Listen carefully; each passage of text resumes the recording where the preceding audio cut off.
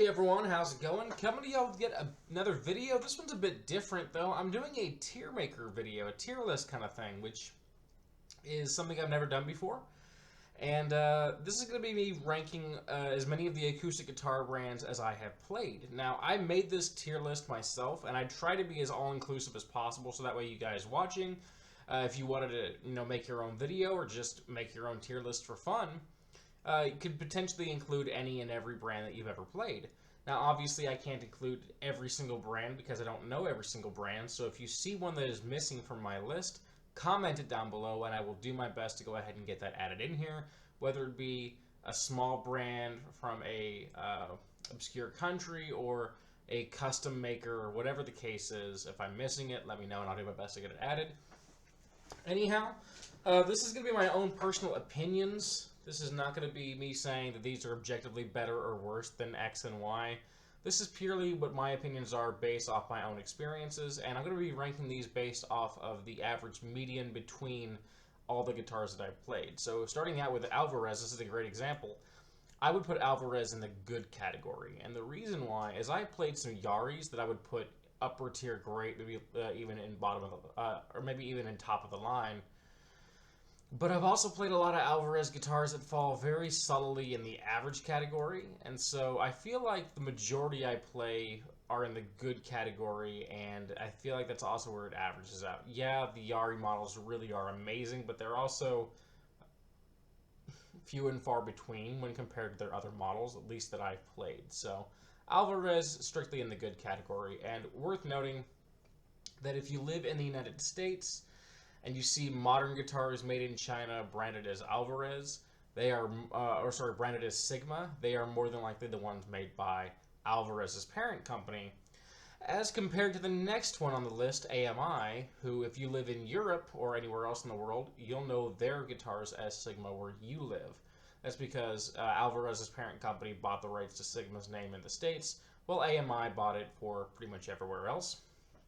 So keep in mind, if you have a Sigma guitar and you're wondering where to rank that, well, if it has a very generic font logo and it's made in China, then you rank that with Alvarez.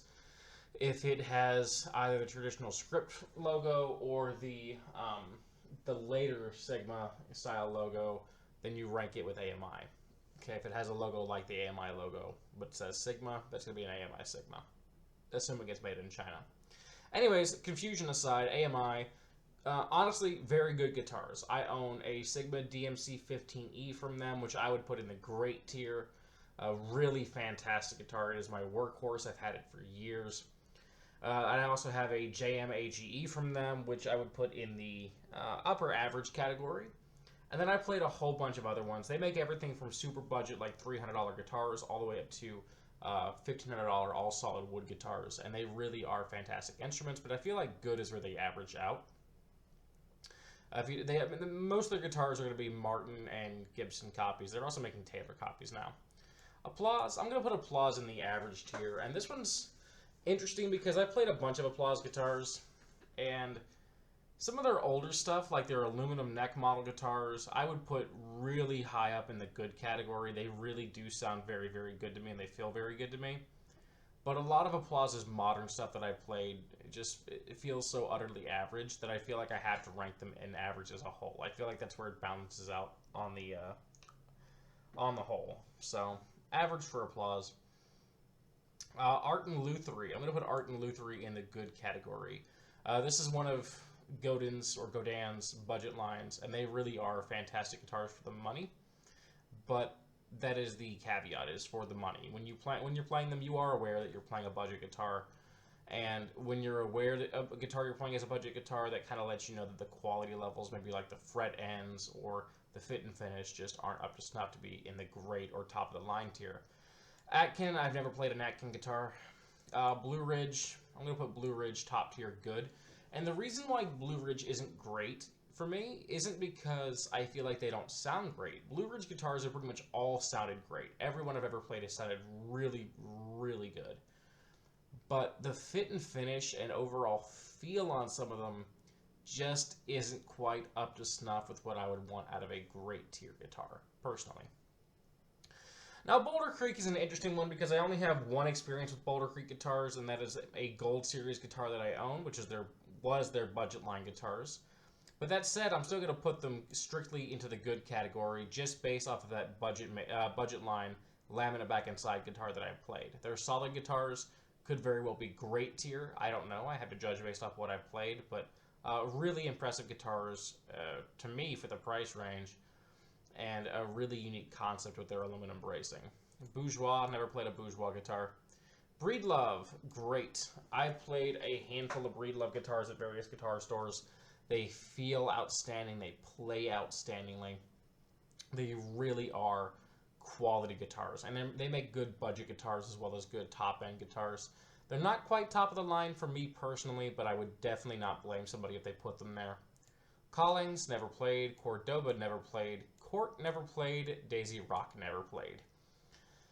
Now, D'Angelico, I'm going to put in the average category. I've played a handful of D'Angelico guitars, and they were never bad, but they also never really impressed me all that much. They're great-looking guitars, but they always tend to sound a bit lifeless to me, a bit flat, and so I don't have that much love for D'Angelico's acoustics. Dean, I'm going to put also in the average category. I know a lot of folks would say Dean is trash, and by my opinion, it's not, because I don't think Dean acoustics are that bad. They're just not that good either. Yet again, they sound lifeless. They look pretty, though. They're fine. They'll get you through a gig, but they're not outstanding. But they're also not going to fall apart on you like some other brands you'll see in this trash tier later. Eastman's also great. Now, I know a lot of Eastman fans are going to say that they could be top of the line, and maybe that's true for the ones you played. I've only played their budget and intermediate level guitars, and even those really, really impressed me. To me, Eastman is everything that Blue Ridge could be if Blue Ridge would have just upped their quality control a little bit. They sound freaking-tastic, and honestly, for the money, they're hard to beat. Now, Epiphone is an interesting one, because I played a lot of Epiphones that I would put here in average. I played a lot of Epiphones that I put here in good. And I've started playing Epiphones recently that I would put here in great. Like their Masterbuilt stuff and their Inspired by Gibson stuff, that is solidly in the great tier. Their American-made stuff, in the top of the line tier. The stuff like their Starling and their other all-laminate guitars in the average tier. And then stuff like their Hummingbird and Hummingbird Pro, Dove Pro, and J200 Studio, those would all be in the good tier. So I feel like to average it out, I would have to put them average in the upper end of good. Just because their budget stuff, while it may be average, is these days greatly outweighed by the amount of stuff they're making that is sounding better and better and better. If you haven't had a chance to play those Inspired by Gibson and Masterbuilt guitars, definitely do so. They are killer instruments. Now, Esteban's trash tier. And the reason why Esteban is trash is not just because the one that I reviewed recently that really didn't impress, but on the whole, they aren't built to last. They don't feel very good. The fit and finish just sucks. The sound isn't anything to be impressed by. The parts they use are low end. I've had one Esteban that I really, really liked, and a few that I've played around with that weren't too bad, but all in all, I put Esteban clearly in trash tier.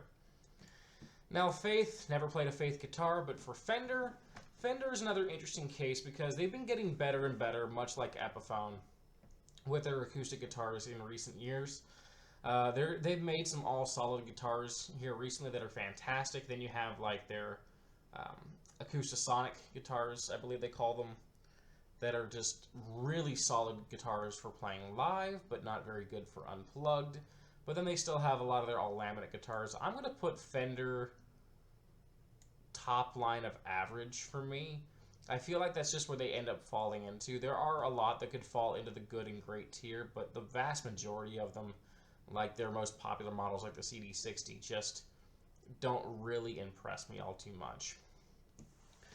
Now, Framus is another interesting one because it's another one that I have just a bit of history with and experience with. I've only played two, and I've owned both of them. And they were a Wonderlust and a Texan. And I really enjoy both of those guitars. They have a very unique sound. but the sound isn't for everybody. It's definitely alright. I have the free version of Bandicam, so it cut out at 10 minutes. As I was saying, the Framisk sound may not be for everyone, but it is for me, so I'm going to put them in the good category, but toward the lower end side of it. I think they have a great tone for what they are. They stand out, but they are not suited for every kind of music, and the feel they have to them is a bit different as well. I think they are good guitars, though, and I would put them in the good tier. Ferk, I have never played a Ferk guitar. Gibson, I'm going to put Gibson in the great tier, top of great. And I know a lot of folks are saying, well, why wouldn't you put them top of the line? You mentioned the Epiphone's US stuff you'd put top of the line. And the reason why is simply quality control. I've played a ton of Gibson acoustic guitars, whether it be other musicians that I know or at guitar stores, and they just lack consistency for me. When they are good, they are top of the line, amazing guitars. But when they're not, they could fall as low as bottom tier good, which is still not bad, but for the money you're spending on a Gibson, that lack of QC really, really bothers me. And so I think that, you know, they could potentially be some of the best selling acoustic guitars out there in terms of production line non-custom guitars. But the lack of quality control really does hurt it for me. And then they're also slapping their names on some far less impressive guitars, like their walnut stuff that they've been putting out here recently.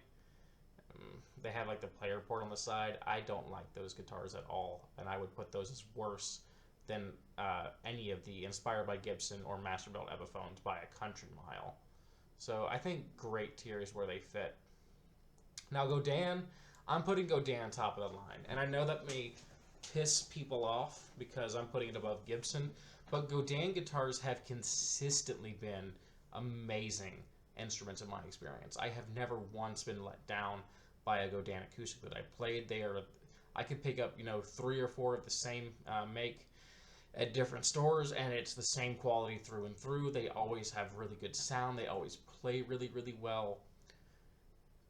Godin really does put out a fantastic product, and this is specifically for Godin itself. We'll get to stuff like Seagull later. We've already covered Art and Lutherie, other brands they make, but yeah, I'm sorry. I put Godin above Gibson, personally. I think they sound every bit as good as Gibson acoustics, and they have just far better QC. Now, Gretsch is another interesting one. I'm going to put Gretsch top of the line average, actually, above even Fender.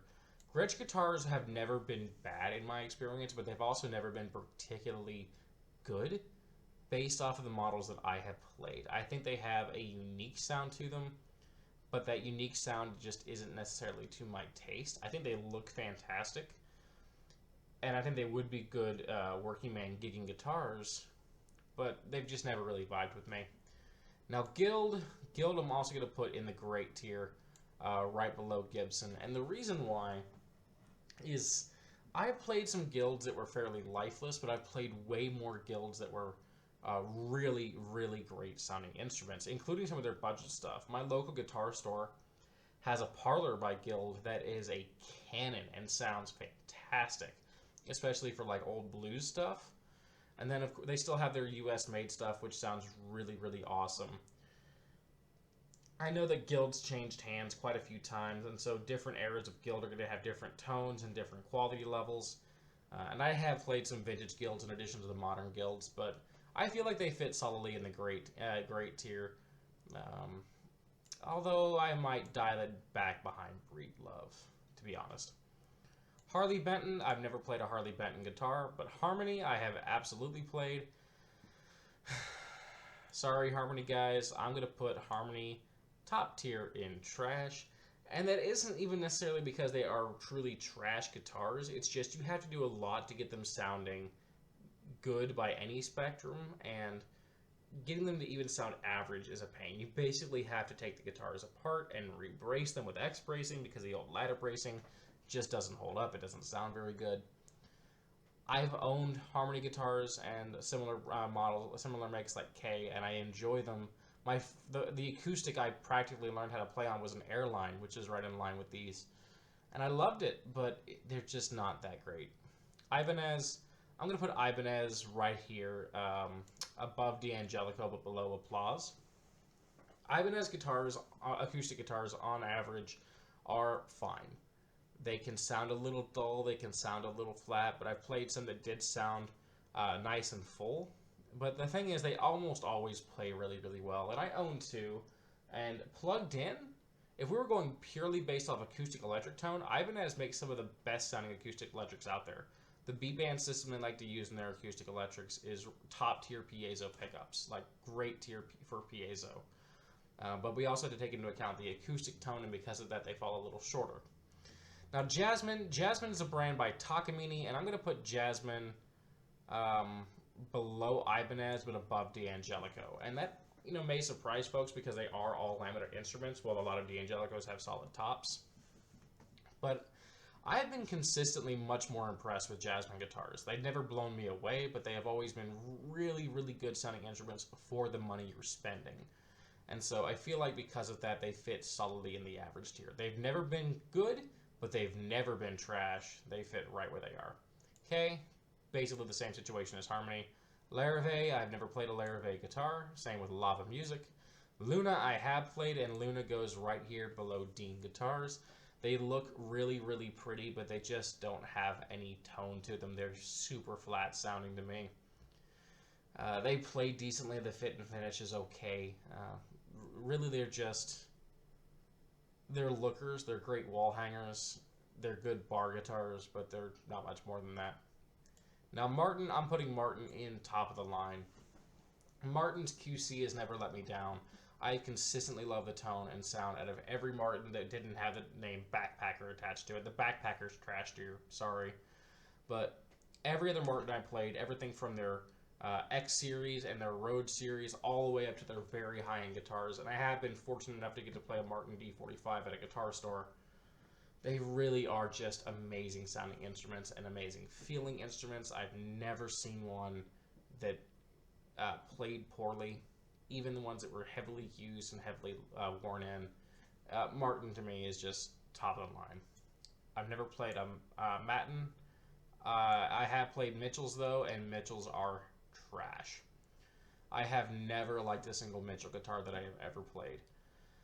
And I'm not sure if they are like a house brand. I know that Guitar Center carries a bunch of them, and I see them at Guitar Center all the time, but they really just, they don't feel good to me. They don't sound good to me. They don't play well out of box. Orangewood I have not yet gotten to play, but I have played Oscar Schmidt, and Oscar Schmidt is going to sit right here above D'Angelico. And yeah, again, that may surprise some people, because I know there's folks saying, well, D'Angelico makes some really nice guitars. Well, maybe, but I haven't played them, and I have to go off of what I've played. Meanwhile, Oscar Schmidt makes some of the best budget line, beginner-friendly instruments I've ever seen, and they also sound really good for gigs. They still use the Barkus Berry electronics that you'll see in many Washburns, and they do sound good plugged in, and they feel good and sound decent unplugged as well. Ovation, I'm putting Ovation in great tier. Ovation's a sound you either love or hate, and I happen to love it. My favorite guitar is an 1862 Custom Balladeer. It sounds great, it plays great, they have a tone all their own, they're great to record with.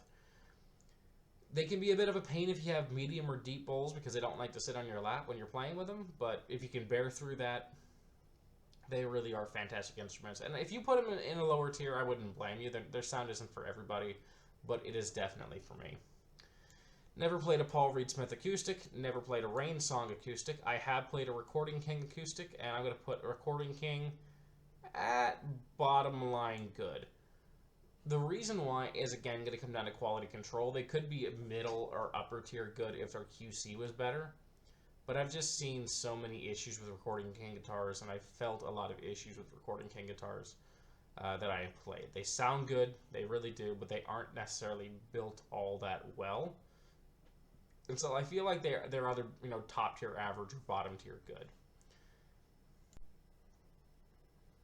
Next on the list is Rogue, and Rogue is going to go right here above Mitchell in the trash tier. And again, I'm not trying to put down Rogue. I've played a number of Rogues over the years, and I think they're honestly very solid, decent beginner instruments. But they don't have the build quality, They don't have the definition and richness in tone that you're going to get from even something in the next tier up. They really don't. If you're looking for a great campfire guitar, if you're looking for a great bar band guitar, then Rogues are not going to let you down. You will have to set them up, but they're so cheap that it's a great instrument to learn how to do that on anyways. They're fine, but I still think they had to go on trash tier. I'm sorry. Never played a Schecter. I have played a handful of Seagulls, though, and Seagulls are in great tier for me. Seagulls are, hands down, in my opinion, potentially the best budget guitar brand on the market. They are North American made, and yeah, Canada's North America, so before all the other US guys jump on me, I didn't say US made. They are North American made. They have really unique choices in wood, usually with silverleaf maple necks and wild cherry back and sides and cedar tops. And you don't see a lot of cedar tops on steel string acoustic guitars, so I do like that. They feel fantastic. They sound fantastic. They have good electronics in them for the gigging musician. They are very reasonably priced. For the money, pound for pound, they are probably the best budget brand on the market. Now, Sigma guitars, this is specifically referring to Sigma when they were done by Martin. I'm going to put Sigma right here above AMI, but below Epiphone. Sigma guitars are fantastic. They do play really well. They do sound really nice, but they haven't really held up that well over the years in terms of how they've handled the weather as compared to some other vintage guitar brands. I've noticed that they almost always have huge bellies on them, or they need severe adjustment, neck resets, things like that. The tone is good, but not out of this world. And it also depends on where your Sigma was made. Like, they've been made in Korea, they've been made in Japan, they've been made in, I believe, Indonesia at one point, or Taiwan, one of the two. And the quality levels between those different countries does actually show up a bit in the Sigma guitar line. So I feel like they're right here in between AMI and Epiphone is where they fit best. Silvertone, again, basically the same thing as Kay and Harmony. Like, they go where they go. Simon and Patrick, basically the same as Art and Lutherie, so just go ahead and throw that right in there. Takabini. Now this is interesting because I played a handful of Takabini lawsuit guitars, and they've all been fantastic. I have played a handful of G series guitars, and they would all be average. And I played a handful of their higher end, modern Japanese made stuff, and they would be great. I feel like on the whole, I'm still going to put Takamine in great tier. Just because I have played more Takaminis than impressed than not. But just know that this does not really apply to their G series guitars. G series would be somewhere down here in the good category. Never played a Tanglewood. And okay, time to piss people off. Taylor. I'm putting Taylor in good. I respect Taylor for what they are and what they're trying to do, but I don't like the tone on Taylor's one bit. They sound very one-dimensional to me. They have virtually no bottom end. I'm not super big on their electronics. They do have good electronics, but they're not out of this world to me. I've played far better. And I've never found a Taylor out of box that I thought was set up well. And I played everything from their 100 series, and I even got to play an 814 at a Guitar Center. It wasn't a 914, but they had an 814, and it just didn't play very well. The action was high on it. And my local store even has a 214 that the heel on that, the heel joint, is so sharp you could strike a damn flint on it. Like, they just don't have amazing feels to me or amazing tones to me. No disrespect. If you're a Taylor guy, I get it. But for me, I don't like them. I don't think they're all that in a bag of chips. The Lore. Okay, the Lore is interesting because I've only gotten to play about 2 guitars from the Lore. And from what I played, I'm going to put them right here. Now, the guitars I got to play were both archtop guitars. And I like archtop guitars, but it can make it hard to judge compared to the flat tops of other brands. The big issue I have with the Lore is I don't like the necks on the guitars. They have a very hard V-shaped neck, and the tone is Also just average at best. So, you know, middle to lower average tier I feel like is where they belong.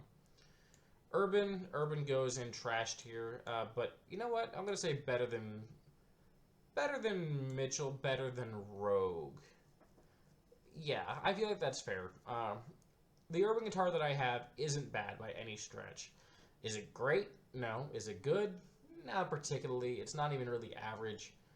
But it's some of the best of the worst, honestly. Washburn. Okay, Washburn to me, I'm going to put Washburn right here.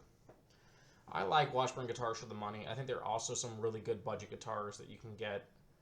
They have some great unique looking models. They feel good. They sound pretty good. They're a good entry level guitar. They're a good budget guitar for sure. Yamaha, I'm going to put right either behind or ahead of Washburn. I'm not a Yamaha super fan like many people that I know. I'm going to say behind Washburn. I have not played an Enya yet, though I really want to. Crafter, I'm going to put Crafter right here. I've gotten to play a couple of Crafters here recently, and they really are very good sounding guitars, very good playing guitars, very well made guitars. I don't know why they don't get more love and attention. Maybe that's just because over here in the States, maybe they're just not as popular, but yeah, good guitars. Maestro by Gibson, trash. If you've never played a Maestro by Gibson acoustic guitar, count yourself lucky. They're basically Walmart guitars. They don't sound good. They don't feel good. They're campfire guitars in the sense that you take it to the take it out camping with you and you don't care if it ends up on the campfire. Squier acoustics, not much better. They don't make many Squier acoustic guitars, and thank God for that, but the ones they make aren't very good, and Starcaster is right there with them. First Act, maybe the only guitar on this list that is worse than Esteban. First Act guitars sound like crap, they play like crap, they feel like crap, they are crap. Kona, I'm going to put Kona in lower average tier. I used to have a Kona K1 that I was very fond of back when I was still very new to guitars, and I would love to get one again just for nostalgia's sake. But I've gotten to play a handful of Konas, and they don't play very well out of the box. The tone isn't anything to write home about. The electronics are nothing to write home about in their acoustic electrics, so yeah. Never played a Peavey. Never played a Ditson. Never played a Michael Kelly. Never played a Hofner. Never played a Lindo. Never played a Hoyer. Never played a JN, never played a Lakewood, never played a Suzuki, never played a River Song, never played a Norman, never played a J Terzer, never played a Samick, never played a Brunswick. And Ventura is going to go solidly here at the ass end of average. I've played a small handful of Ventura guitars. They were all the modern era Chinese Ventura guitars, and I was not impressed with them in the least bit. So, there we have it. That is my overall tier list for acoustic guitar brands. And if you don't like it, I'm sorry. I know there's a lot that I haven't yet gotten to play with, but hopefully I can expand this list sometime in the future and remake the video. But this is my current personal opinions on the different brands and manufacturers of acoustic guitars. Let me know down below if you disagree with anything that I ranked, or if you want to go ahead and make your own, or if I forgot a brand, whatever the case may be. Comment down below. I would love to see it, and I would love to hear from you. Until next time, peace and take care.